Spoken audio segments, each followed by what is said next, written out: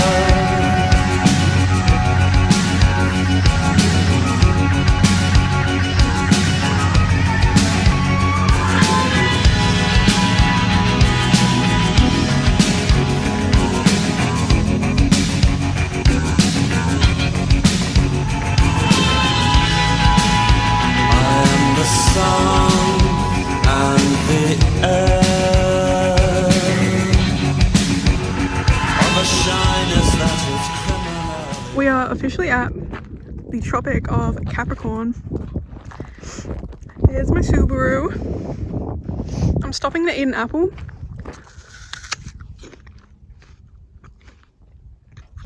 So that I have some energy to do some snorkeling, because actually not a cloud in the sky, not like last time.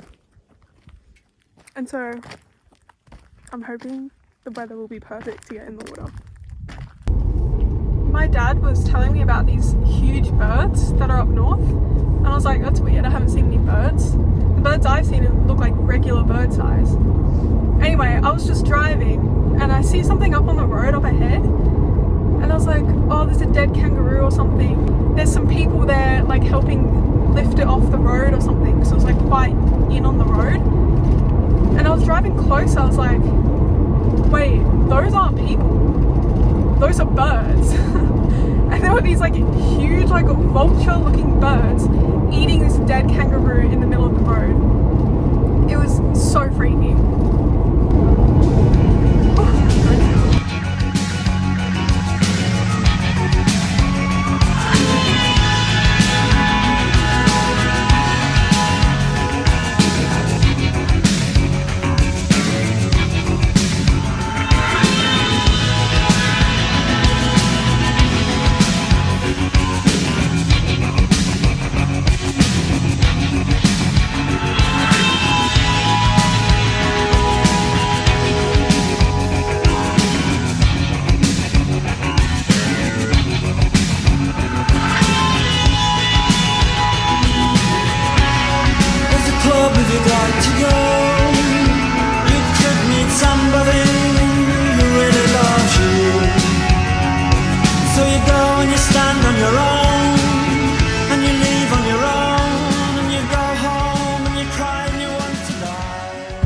Okay, I just went for a quick snorkel and I came back in because I didn't bring my flippers for some reason. And I think it'll be better with flippers because you kind of need to go a bit far out and you kind of need to dive. But all I saw was sand. I saw a big fish, probably about that big. And it was like white. I'll try and figure out what kind of fish it was. But that's pretty much all I saw. Like, there weren't even shells, it was just sand. Okay, I don't know how, but I somehow managed to find the one place on the entire beach where there was just like no reef and no nothing. And so I thought the whole beach was just literally sand. But I went to like a different spot, pretty much directly where you go from the boardwalks, and there was plenty of stuff to see. So I'm gonna go with my flippers, go back out and go a bit deeper. But first I'm gonna eat some lunch because like my head kind of hurts right now and I've got this like pain in my ears. Like, I didn't even dive underwater, so it's not like a pressure thing, I don't think, but maybe water got in my ears and it's like, it's making my head hurt right now, so.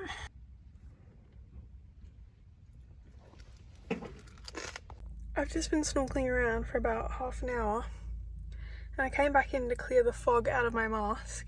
Well, I came back to the shallow bit. I took my mask off and I saw blood and I was like, that's weird. And then I touched my nose and I saw blood on my fingers. I was like, no, that's really weird.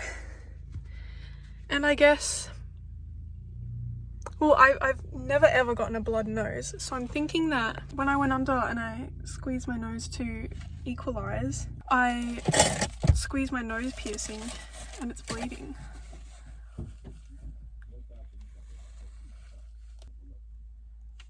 Unless I just have a blood nose. I've never gotten a blood nose in my life, so that would be very concerning. Like literally never ever, even as a kid. This camera is actually showing some life right now. It's saying device overheated, but it's actually not hot in here. But you can see the corrosion that's happening in there already. Like, it's already turning green from the salt. So I don't know how much longer it will be working.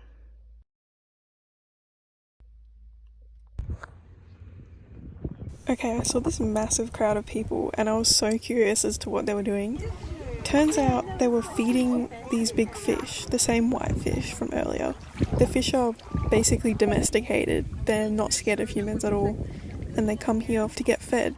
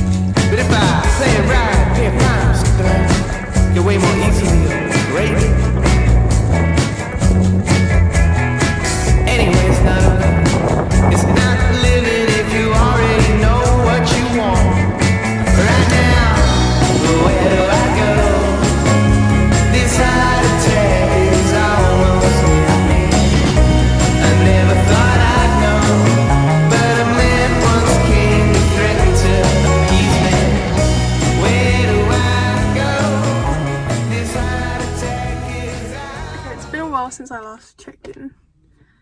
It's after 3 now, I think. And yeah, I went for another snorkel and I managed to find a beach shower, so I quickly rinsed all the salt water off. Since I couldn't show you anything from my snorkel since my waterproof camera isn't working, I'll tell you some of the stuff I saw. Also, I forgot to mention, this morning when I was walking into the water, I was just walking along. It was only about that deep, just like up to my shins basically. And I was looking around and then I looked down. Thank God I did, because I was about 2 seconds away from stepping on a stingray barb. And then, oh my, it actually freaked me out so bad. Like, the water's just like crystal clear and you don't expect anything to be there, but then this stingray just was perfectly blending in, and I was looking around the horizon. I wasn't looking at my feet, and I was that close to walking on it, right on the barb too. So that was fun and exciting. Saw a couple stingrays when I was snorkeling around. Saw these massive fish. There were these like rainbow fish. They were so gorgeous. And you would swim around and then you would stop, hover over one area, and there would be just a patch of like 50 fish. And it's not like a school of fish, it's like at least 10 different species just all munching on the coral or the reef. And if you stay still, you can just hear like this crunching noise, like the sound of it's like the sound of twigs snapping, like really small twigs snapping. And oh my god, it was just amazing. Especially the bigger fish. There were some huge fish. I saw this big white one with little black spots all over it, and it was such an odd shape. It was like rectangular at the front and then came to a point at the back or something. It was really weird. And then I saw all these fish that were just like rainbow colored, these little fish that were just like electric blue. They almost looked like they were fluorescing or something. They were such a bright shade of blue, and there were no other fish that were that bright. It was like glowing. You didn't even need to dive under the snorkel. I just stayed floating at the surface looking down, snorkeling the whole time. I only dived like once, and that's when I equalized and my nose started bleeding. So that's also why I only dived once. I'm gonna head to my campsite now. It's called Termite Nests Pullover. It's got a really high rating though. It's got over 4 star, like 4.1 stars I think, 30 reviews, 100 ratings. Like, it looks pretty legit. I think it's a bit of a drive though, but it's I think it's pretty much halfway between Coral Bay and Exmouth, so I'm excited. Tomorrow I'm gonna explore Exmouth, hopefully. I definitely got burnt today, I think. Just judging by how like kind of exhausted I was earlier. Maybe I was just hot. Okay. I'm on the way to camp. I'm a little bit anxious right now because as I'm driving, I've noticed that my car is pulling to the left quite a lot.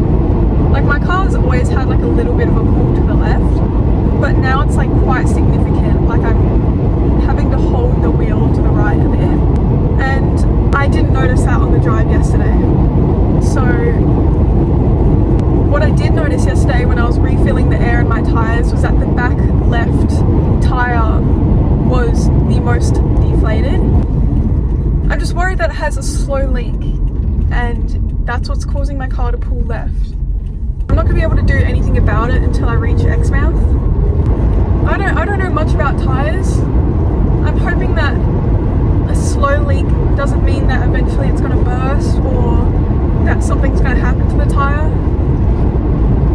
I'm hoping that it's going to be fine as long as I just keep refilling my tyres at every chance I get. And I'm really hoping that it's not a slow leak. When I get to camp, I'll check my tyre pressures and I'll update you because I do have a little pressure gauge. While I was refilling in Coral Bay, well, first of all, I started driving to camp, and then after about 5 minutes of driving, I was like, wait, I have less than half a tank. Like, I'm not going to make it to Exmouth.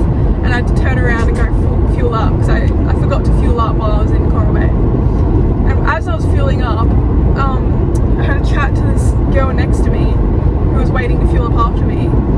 She's also a girl and she's travelling by herself from Perth. She gave me her Instagram and said we can catch up later because we're both going to Exmouth. So that'll be fun. I also realised that she said, because I was like, oh, I'm going to Exmouth, and she was like, me too, I'll follow you. And I didn't realise what she meant until now, because I kind of just got my fuel and then left. I think she meant that she wanted to like drive behind me. So she was probably a bit, I don't know, weirded out when I just like started my car and left and said goodbye. But oh well. I said see you later, so.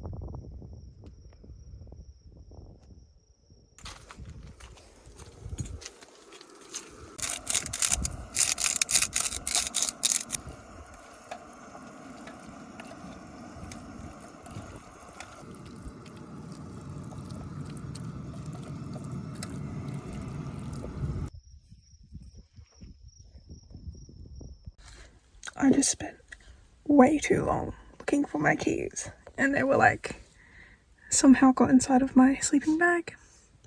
I don't know. But yeah, as I was trying to cook dinner on the table, this lady came over and she was like, oh, like if you're cooking with an open flame, you should try and find a spot to like, or try and find a way to cover the wind. And I was like, I was wondering why it was taking so long for my rice to heat up, because usually the jet boil is like immediately it's boiling, and I only had 300 ml of water in there.